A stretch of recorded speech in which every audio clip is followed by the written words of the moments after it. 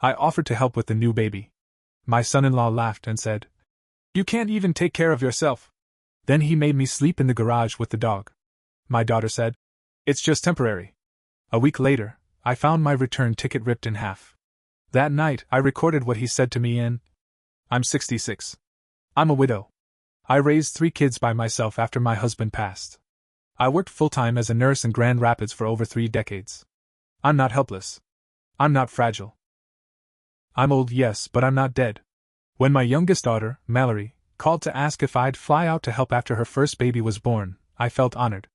I was excited, nervous, and proud. She said she'd really need me. That she was scared. I thought she wanted her mom. I had no idea what I was walking into. Mallory lives out in Denver now, in a neighborhood called Arvada. She moved there after marrying Ethan about 5 years ago. She told me she was happy, that Ethan was a little intense, but they were doing okay. I believed her. I wanted to believe her. When I landed at Denver International, Ethan was the one who picked me up. He didn't even get out of the car. I struggled with my bag while he stayed in the driver's seat, scrolling on his phone. He said, "We need to stop at Walgreens. Mallory's got a tear." I didn't even get a hello. The house looked nice. Clean. Cold. I barely got inside before I heard Hazel crying upstairs. 4 days old. My granddaughter. I rushed up and found Mallory pale and sweating in bed.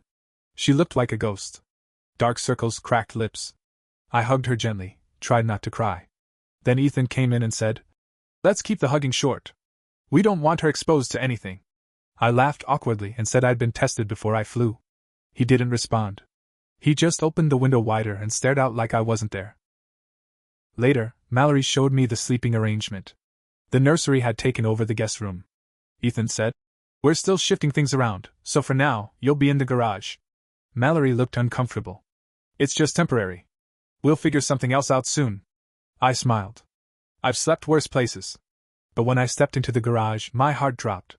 Concrete floors. No heating. A cot next to the washer. The family dog, Jasper, had his bed right next to mine. The garage door had a gap underneath, and wind came in easily. I was there for 3 weeks, supposedly. Night 1, my back hurt. Night 2, it was so cold I woke up shaking. The sleeping bag Ethan gave me had a busted zipper. Jasper whined all night. Still, I tried to stay positive. I cooked meals. I cleaned dishes. I changed trash bags, folded towels, even did their laundry. I offered to hold Hazel while Mallory slept. I offered again and again. Ethan always had something to say. "She cries more when you hold her. You're too tired. Let Mallory figure it out. That's how she'll learn." One night I made meatloaf. The recipe Mallory grew up on.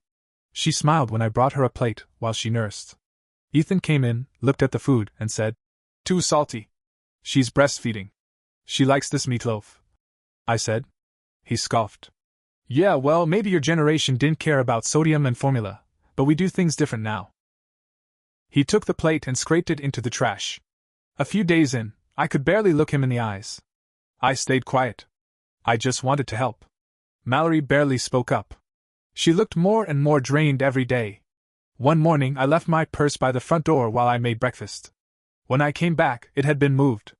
I didn't think much of it, until I checked my return flight ticket. It was torn in half and shoved back into my suitcase. My chest went cold. I knew Ethan did it. He didn't even bother to hide it. That night, he made a joke at dinner. "Looks like someone's vacation is getting extended." Mallory didn't say anything. That night I didn't sleep. I sat on the cot, shaking. Something in me snapped. I took out my phone and opened the voice recorder. I didn't have a plan. I just felt like I needed proof. Proof I wasn't crazy. The next day, I left the phone in my cardigan pocket and hit record. Ethan didn't disappoint. He yelled at Mallory for leaving a bottle on the counter. He barked at me for hovering when I offered to burp Hazel. Then he said something that made my hands go cold. "She can't even take care of herself. Why is she here? She's useless. You invited her out of guilt. Admit it." Mallory didn't answer. She just sat there, holding Hazel tight to her chest. I caught it all on tape. I emailed the audio to my old friend Denise. We went through a lot together back in Grand Rapids. She works part-time for a legal aid group now.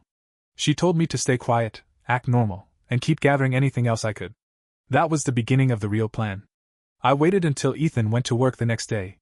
Mallory looked like she hadn't slept again. I told her we needed to talk. We stepped outside and took a walk around the block with Hazel and the stroller. I told her everything. I told her what Ethan said. I told her I recorded it. I played it for her. She stopped walking and started crying, right there on the sidewalk. There's more. A lot more. But that was the crack in the wall. Mallory started telling me things. That Ethan controls the bank accounts. That he installed a camera in the bedroom. For safety. That he made her feel like a bad mother every day since Hazel was born. She was scared. But I could see something else starting in her too. A fire. And I wasn't leaving her alone in that house one more night without a plan. After that walk, everything changed. Mallory didn't go back inside right away. She stood in the driveway, holding Hazel, staring at the front door like it was a trap. I asked if she was ready to leave him. She said, "Not yet, but soon." I didn't push. I knew what fear looked like. And I could tell Ethan had broken her down slowly, over years. That night, I stayed up late, pretending to be asleep on the cot in the garage. Around 2 a.m., I heard the door creak open. Ethan. He didn't see me watching. He was holding my phone. I kept my breathing steady. He flipped through it, scrolled, checked the voice recordings. I'd already backed up everything to the cloud. I watched him delete the app. Then he set it down and walked back inside.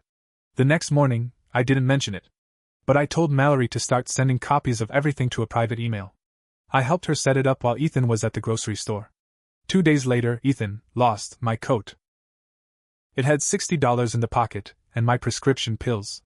I needed those for blood pressure and sleep. I asked him directly. He smiled and said, "Maybe check with the dog." He was playing a game, trying to make me feel crazy, small, helpless. He wanted me to snap. So I didn't. I kept acting like I didn't see what he was doing. That made him angrier. Then came the night he pushed her. Mallory had asked him if she could go with me to the pharmacy. I was out of my pills. I needed them. He said she didn't need to waste gas, and told her to order online. Mallory stood up for me, barely. Just said, "She's been helping. I can take her." He grabbed her arm. Not hard enough to bruise, but hard enough that I stood up and walked between them. I looked him dead in the eye and said, "Touch her like that again, and I'll make sure you regret it." He laughed. "What are you gonna do? Hit me with your cane?" I didn't have a cane. But the way he said it, mocking me, like I was nothing. It burned in my chest. That night I didn't sleep. I made a plan. The next morning, I made Mallory breakfast and told her we had to go. Not just me, both of us. Her and Hazel too. She panicked. "He'll come after me," I said. "Let him. But this time you'll be ready." I got on the phone with Denise. Told her everything, every new threat, every act of control. She told us to get a protective order started. We made an appointment at a local women's shelter lawyer's office. Ethan must have sensed something. That night, he unplugged the Wi-Fi. Said it was for the baby's EMF exposure. Mallory rolled her eyes. I pretended to fall asleep, then used my phone's hotspot to get back online. Denise sent me the name of a process server. It was happening. The day we filed the paperwork, Ethan left for work at 8 a.m. sharp. By 8:30, Mallory was signing legal papers in an office in downtown Denver with Hazel in her arms. By 10 o'clock, the temporary restraining order was approved. By 4 o'clock, when he pulled into the driveway, the cops were already waiting. Mallory stood on the porch holding Hazel while they handed him the papers. He lost it. Screamed, cursed, said it was all my fault. The neighbors came outside. He shouted, "She turned you against me. That old witch poisoned you." Then he looked straight at me and said, "You're gonna die alone, you bitter old hag." I didn't flinch. I said, "You did this to yourself." He was forced to leave that night. His things were packed and waiting in trash bags on the front lawn. Mallory changed the locks. But the story wasn't over. Ethan still had friends in the area. One of them, a guy named Kyle, started showing up in a black SUV. Just sat parked across the street, watching the house. He never got out. Just sat there. Mallory got nervous. I called the police. They said unless he came on the property, there wasn't much they could do. So I started filming. Every day he showed up, I took a video.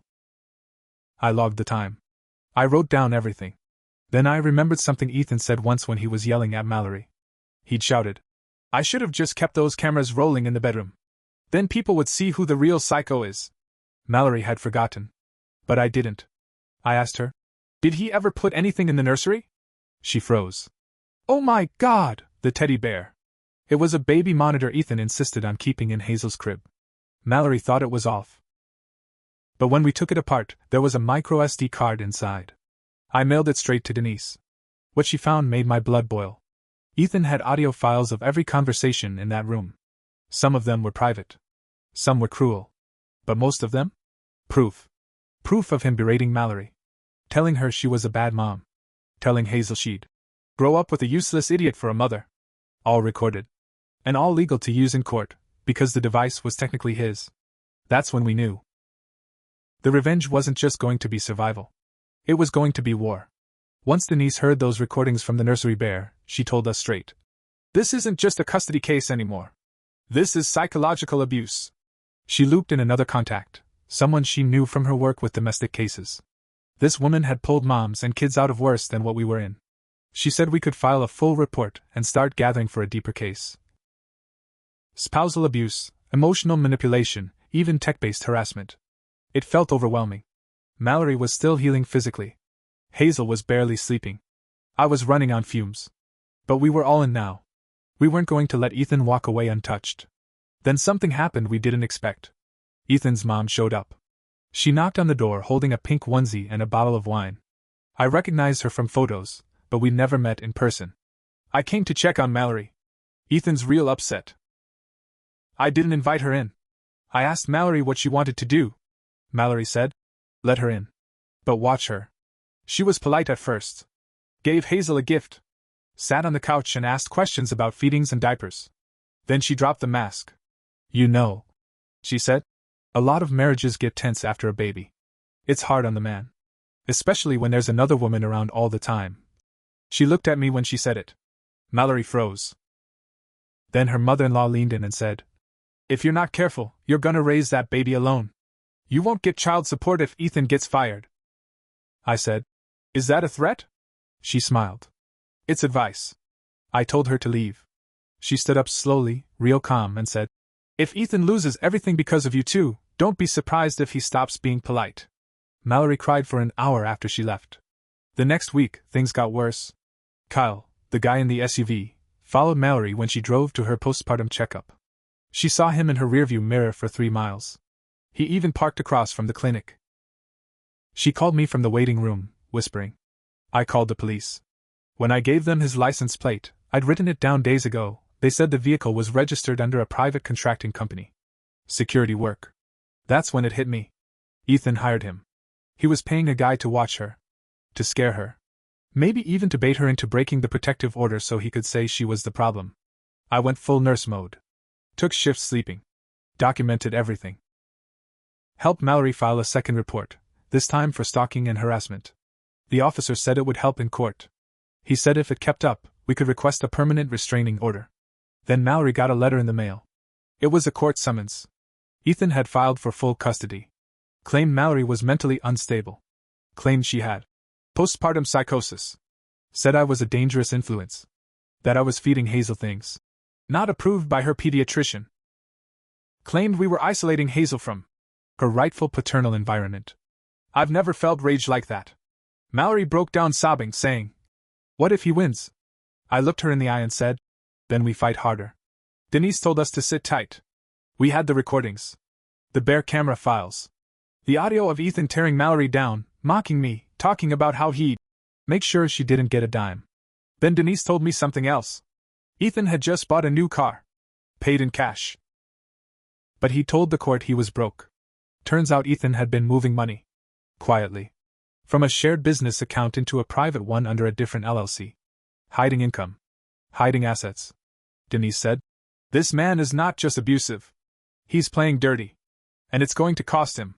One more twist came. Hazel got sick. Not terribly, but enough to need a trip to urgent care. Fever, vomiting, hard crying. Mallory was terrified. I drove them while she sat in the back holding Hazel. Guess who showed up? Ethan. He walked in 5 minutes after us, acting like it was some coincidence. He said he just wanted to see his daughter. Mallory told him there was a court order. He said, I know the rules. I'm not doing anything illegal. But then he tried to sign in at the front desk as Hazel's primary contact. He tried to override Mallory's name. I stepped in.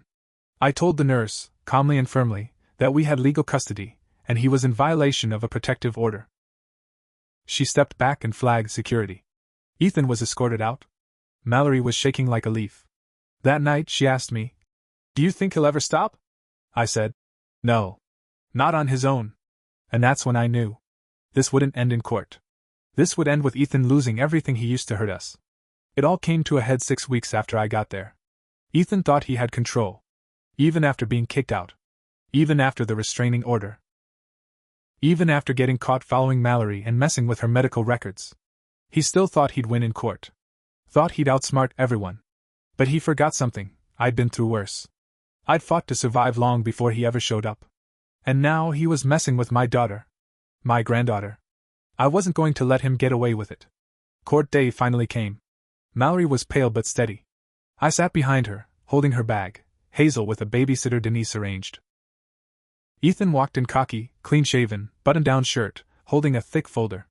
His lawyer was some smug guy in his 30s. They looked confident. Too confident. The judge, a middle-aged woman with tired eyes, read through the files quickly. Ethan started talking first. He said Mallory was unstable, couldn't handle the baby, that I was interfering, that I was mentally declining, and combative. He called our home toxic. Then our lawyer stood up. She handed over a flash drive and said, "We'd like to enter Exhibit A, 30 days of verbal and emotional abuse, recorded from inside the home." The courtroom went silent. They played 10 minutes of clips. Ethan's voice filled the room. "You're a burden. She can't even take care of herself. Hazel cries when you're near her. I think she knows how weak you are. She invited her mom because she needs someone more pathetic than her around." And then, the one where he said, "She won't leave. She's too scared. That's the fun part. Breaking them down so they think you're the only one who can save them." The judge's eyes narrowed. Ethan's lawyer leaned over and whispered something. Ethan's smirk slipped. Then we submitted the audio from the nursery monitor. The one hidden in the teddy bear. It proved he'd been spying on his wife and child. Recording their private moments. And laughing about it to a friend over the phone. The friend? Kyle. We had his name, his plate number, and text messages we'd printed out. He called Hazel a bargaining chip. Said, "He needs full custody so he can cut her off completely." By the time the judge stopped the playback, you could feel the room shift. Mallory stood up, voice shaking, and said, "I was scared. He made me feel like I couldn't do anything right. I didn't know how to ask for help. But my mom, she saved me." I squeezed her shoulder. The judge nodded slowly, looked down at her notes, then looked at Ethan. "Do you have anything to say for yourself?" Ethan stood up and said, "That audio's taken out of context. She's manipulating the court with her mother's help." That was it. That was his whole defense. The judge took a long pause, then said, "Custody will remain with the mother. Permanent protective order granted. Defendant is to have no contact until further review, and all visitation will be supervised, if ever approved. I am also referring this case for criminal review based on the surveillance." Then she looked straight at Ethan. "You're not just unfit. You're dangerous." But it didn't end there. Remember how Ethan was hiding money? Denise turned that over to the IRS. Turns out he hadn't paid taxes properly on 2 LLCs. He'd also used company money to pay Kyle under the table, violating multiple state contractor laws. He got audited. The software firm he worked for? They found out. And they fired him. Publicly. The court fees alone wiped out his savings. Mallory's lawyer filed for full child support and retroactive spousal support. He tried to contest it, said he was unemployed. Denise proved the hidden accounts. He owed more than $40,000. He couldn't pay. His car was repossessed. One of the business accounts got frozen. He tried crowdfunding to raise money. To fight a lying ex-wife and her mother. Didn't even raise $200. And the final blow? Mallory gave an interview. Quiet, respectful, and brave. She never used Ethan's name. But she told the whole story to a local paper. How abusers use control. How mothers sometimes lose themselves in fear. How family can be the thing that saves you. It went viral. She was offered a job, working with a nonprofit that helps young mothers escape controlling homes. She took it. Now she's rebuilding. Hazel is crawling. Laughing. Her eyes light up when I walk into the room. I still visit once a month. Mallory's doing better than ever. As for me? I've never been one for revenge. I'm not spiteful. But I believe in consequences. Ethan mocked me. Said I couldn't take care of myself. But I took care of everything. I exposed him. Protected my daughter. Got justice. And I did it all from a folding cot in a cold garage next to a dog. Some people say age makes you weak. But I say age just makes you dangerous, because we've already survived worse. And now? He sleeps alone. And we sleep in peace.